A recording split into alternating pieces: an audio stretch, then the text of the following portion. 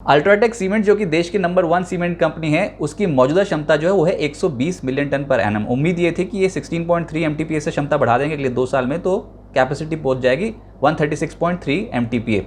लेकिन आज जो लेटेस्ट अनाउंसमेंट हो गई उसमें कंपनी ने बोल दिया कि 22.6 एमटीपीए ये क्षमता और बढ़ाएंगे FY25 तक। ये चरणबद्ध तरीके से बढ़ाई जाएगी, लेकिन अब जो क्षमता हो जाएगी वो हो जाएगी 159.25 एमटीपीए और ये दुनिया की तीसरी बड़ी सीमेंट मैन्युफैक्चरर बन जाएगी। आप देख रहे हैं बिस्तक पर सीमेंट सेक्टर के ऊपर हमारी स्पेशल रिपोर्ट। लेकिन एक और अपडेट आपको दे दे, वो है 5 पैसा का एक्सक्लूसिव आईपीओ ऑफर। अपना डीमैट और ट्रेडिंग अकाउंट खोलिए 5 पैसा के साथ, जिसके जरिए आप किसी भी आईपीओ में इन्वेस्ट करते हैं, यूपीआई मैंडेट देते हैं, तो उसके बाद उसके लिस्टिंग पर, उस शेयर्स में ट्रेड करने पर लगने वाली ब्रोकरेज पर आपको मिलेगा 2000 रुपए तक का कैशबैक। और ये ऑफर लिस्टिंग के 15 दिनों तक वैलिड रहेगा। तो देर मत कीजिए, डाउनलोड कीजिए 5 पैसा ऐप, जिसका लिंक डिस्क्रिप्शन बॉक्स में दिया है। अब तो सबको पता है निवेश हुआ आसान और लाभदायक।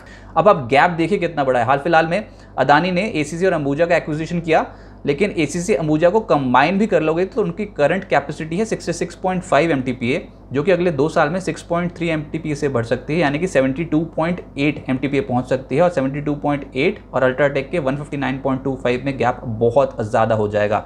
श्री सीमेंट 46.4 करंट कैपेसिटी है, 4.4 एमटीपीए हम एक्सपेक्ट कर रहे हैं कि अगले 2 साल में बढ़ेगी, तो 50.8 पहुँच सकता है ये आंकड़ा। दालमिया भारत ये तो बहुत एग्रेसिव हैं अपनी कैपेसिटी को लेकर, और 35.8 एमटीपी करंट कैपेसिटी है, 12.5 ये और जोड़ना चाहते हैं अगले 2 साल में, तो क्षमता पहुंच सकती है 48.3 कुल क्षमता। रैमको सीमेंट्स 19.8 से बढ़कर अगले 2 साल में 20.8 एमटीपी हो सकता है क्षमता इनकी होती हुई नजर आए। इंडिया सीमेंट 55.55 एमटीपी पे काम करता है। जेके सीमेंट 14.7 से बढ़कर 18.7 एमटीपी हो सकती है अगले 2 साल में क्षमता। और जेके लक्ष्मी सीमेंट की 13.9 एमटीपी कुल मिलाकर क्षमता है। तो लेकिन इस डेटा से साफ पता लगता है कि अल्ट्राटेक का बोलबाला बहुत ज़्यादा होगा सीमेंट सेक्टर में।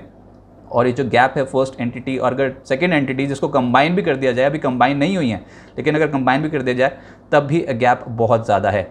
ब्रोकिंग हाउसेज की कमेंट्री आज सरप्राइज करने वाली थी। देखिए कंपटीशन बढ़ेगा, उसके अलावा ओवर सप्लाई के इश्यूज खड़े हो गए, लेकिन ब्रोकिंग हाउसेज कमेंट्री देखते हैं आप तो सभी ब्रोकिंग हाउसेज पॉजिटिव थे आज अल्ट्राटेक सीमेंट पे। ये लॉन्ग टर्म रेटिंग्स हैं और लॉन्ग टर्म टारगेट्स हैं जो उन्होंने दिए थे, लेकिन गोल्डमैन सैक्स मान रहा था कि बाय इन्होंने रेटिंग बरकरार रखी है, लक्ष्य है 7070 का। सिटी बोल रहा था बाय रेटिंग इन्होंने बरकरार रखी है, लक्ष्य है 7600 का। सीएलएसए ने 7640 का लक्ष्य दिया, बाय रेटिंग को बरकरार रखा। मॉर्गन स्टैनली तो खुशी खुशी में 8800 का लक्ष्य लेकर चल रहा है। ओवरवेट रेटिंग इन्होंने बरकरार रखी, लेकिन ये नहीं बताया किसी ने भी कि अगर गिरे तो कहां तक गिरेंगे। और आज हो गई पिटाई, सीमेंट सेक्टर की स्टॉक्स की जबरदस्त पिटाई आज के सत्र में हुई है।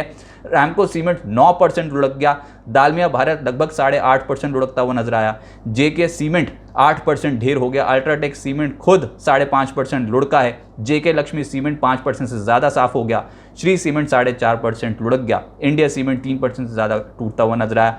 और एसीसी अंबुजा ये ज़्यादा इसलिए नहीं गिरे क्योंकि 6 से 19 जुलाई को इनका ओपन ऑफर खुलना है, इसकी वजह से अंबुजा और एसीसी की उतनी पिटाई नहीं हुई।